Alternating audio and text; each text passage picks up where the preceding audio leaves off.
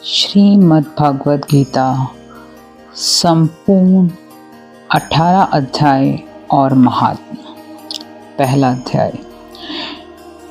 श्री ओम नमो भगवते वासुदेवाय वासुदेव विश्वेश्वराय आदि पुरुष अपरंपार अलेख पुरुषाय नमः। जगत बंधु ज्योति स्वरूप जिये की जाननहार हरियश मांगन आयो दास प्रभु के द्वार। श्री भगवान जी ने अर्जुन को जो गीता ज्ञान दिया सो मुझे मिले। हे भव्य भंजन श्री कृष्ण जी से किशोर दास मांगता है। हे प्रभु, गीता ज्ञान के उच्चारण करने से तुम्हारे भक्त पूर्ण ब्रह्म को पाते हैं। प्रभु, मैं आपकी शरण में पड़ा हूँ। किशोर दास और कृष्ण दास अति गरीब दीन हैं और आप परम प्रवीण आरत दुख भंजन हो। हे श्री कृष्ण भगवान, तेरे संतों और भक्तों के हेतु मैं ये ज्ञान भाषा में कहता हूँ। श्री गीता के ज्ञान की कथा प्रारंभ। जब कौरव पांडव महाभारत के युद्ध को चले तब राजा धृतराष्ट्र ने कहा, मैं भी युद्ध को देखने चलूंगा। तब श्री व्यास जी ने कहा, हे राजन, नेत्र के बिना क्या देखोगे? राजा धृतराष्ट्र ने कहा, देखूंगा नहीं तो श्रवण तो करूंगा। तब व्यास जी ने कहा, हे राजन, तेरा सारथी संजय जो कुछ महाभारत के युद्ध की लीला कुरुक्षेत्र में होगी सो यहाँ बैठे ही श्रवण करवाएगा। व्यास जी के मुख से ये वचन सुन संजय ने विनती करी, हे प्रभु, यहाँ हस्तिनापुर में बैठे कुरुक्षेत्र की लीला कैसे जानूंगा तथा राजा को किस भांति कहूंगा? तब व्यास जी ने संजय को यह वचन कहा, हे संजय, मेरी कृपा से तुझे यहाँ ही सब दिखाई देगा। व्यास जी ने इतना कहते ही संजय की दिव्य दृष्टि हो गई और बुद्धि भी दिव्य हो गई। अब आगे महाभारत का कौतुक कहते हैं, सुनो। 7 अक्षौणी सेना पांडवों की और 11 अक्षौहिणी सेना कौरवों की, ये दोनों सेनाएं कुरुक्षेत्र में जब एकत्र हुई तब धृतराष्ट्र ने कहा, हे संजय, धर्म के क्षेत्र कुरुक्षेत्र में युद्ध की इच्छा से एकत्र हुए मेरे और पांडु के पुत्रों ने क्या किया? संजय ने कहा, पांडवों की सेना को व्यूहित देखकर दुर्योधन आचार्य द्रोण के समीप जाकर कहने लगे, हे आचार्य, देखिए, आपके शिष्य बुद्धिमान द्रुपद पुत्र ने पांडवों की बड़ी सेना की कैसी व्यूह रचना की है। इस सेना में अर्जुन, भीष्म जैसे बड़े बड़े धनुर्धारी वीर, विराट महारथी द्रुपद, धृष्टकेतु, चेकितान, बलवान काशीराज, पुरुजित कुंती भोज, नरों में श्रेष्ठ शैव्य, पराक्रमी युद्धामन्यु, बलवान उत्तमौजा, अभिमन्यु और द्रौपदी के पुत्र सबके सब महारथी हैं। हे ब्राह्मण श्रेष्ठ, आपके स्मरणार्थ अब मैं अपनी सेना के प्रधान सेनापतियों के नाम बताता हूँ। आप भीष्म, कर्ण, युद्ध विजयी, कृपाचार्य, अश्वत्थामा, विकर्ण, सोमदत्त का पुत्र भूरिश्रवा और बहुत से शूरवीर मेरे लिए प्राण तक देने के लिए तैयार हैं। ये लोग शस्त्र चलाने में अति निपुण हैं। हमारी सेना को जिसके भीष्म रक्षक हैं अपरिमित बल है और उनकी सेना जिसके भीष्म रक्षक हैं थोड़ा बल है। अब आप सब अपने अपने मोर्चों पर सावधान रहकर सेनापति की रक्षा कीजिए। भीष्म पितामह ने दुर्योधन को प्रसन्न करते हुए और ऊंचे स्वर से गरजते हुए शंख बजाया।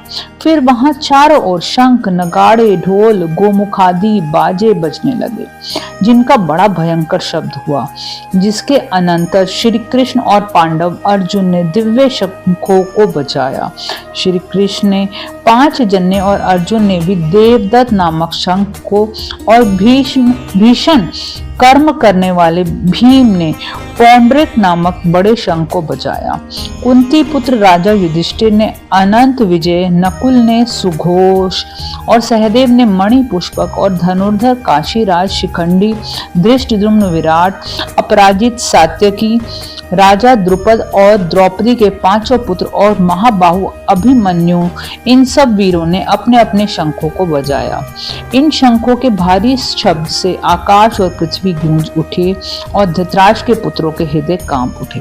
हे राजन, अर्जुन ने कौरवों को युद्ध के लिए प्रस्तुत देखकर धनुष उठाकर श्री कृष्ण से कहा कि हे अच्युत, मेरा रथ दोनों सेनाओं के बीच में खड़ा कीजिए, जिससे मैं युद्ध करने वाले को देख लूं कि इस रणभूमि में मुझे किन किन के साथ युद्ध करना चाहिए। दुर्बुद्धि दुर्योधन से प्रीति करने वाले जो युद्ध के लिए यहाँ एकत्रित हुए हैं उनको देखूंगा। संजय ने कहा, हे राजन, अर्जुन की बात सुनकर श्री कृष्ण ने भीष्म, द्रोण आदि वीरों के सामने उत्तम रथ को खड़ा करके कहा कि हे वीर, युद्ध के लिए उद्यत इन कौरवों को देख लो।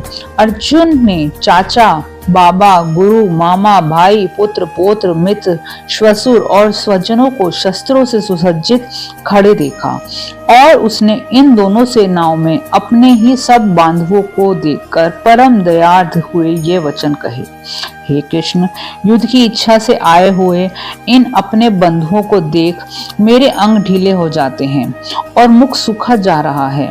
मेरा शरीर बेकल होता है, गांडीव हाथ से गिरा जाता है। हे केशव, मुझ में यहाँ खड़े होने की सामर्थ्य नहीं है और सब लक्षण मैं उल्टे देख रहा हूँ। संग्राम में अपने स्वजनों का वध करके कोई लाभ नहीं होगा। हे कृष्ण, मैं जीत, राज्य और सुख भी नहीं चाहता हूँ। हे प्रभु, हमको राज्य, भोग और जीवन से क्या काम है, क्योंकि जिनके लिए राज्य, भोग और सुख की इच्छा की जाती है वे सब इस युद्ध में प्राण और धन की इच्छा छोड़ मरने को तैयार हैं। और आचार्य, पिता, पुत्र, पितामह, माता, श्वशुर, पौत्र, साले और संबंधी ये सब मुझे मारे तो भी हे मधुसूदन, मैं इन्हें मारने की इच्छा नहीं करूंगा। हे जनार्दन, त्रैलोकी के राज्य के लिए भी मैं इन्हें मारना नहीं चाहता, फिर भी इस पृथ्वी के राज्य के लिए तो कहना ही क्या। हे जनार्दन, धृतराष्ट्र के पुत्रों को मारकर हमारा क्या भला होगा, इसलिए हमें अपने भाई धृतराष्ट्र के पुत्रों को मारना अनुचित है। हे माधव, स्वजनों को मारकर क्या हम सुखी हो सकते हैं?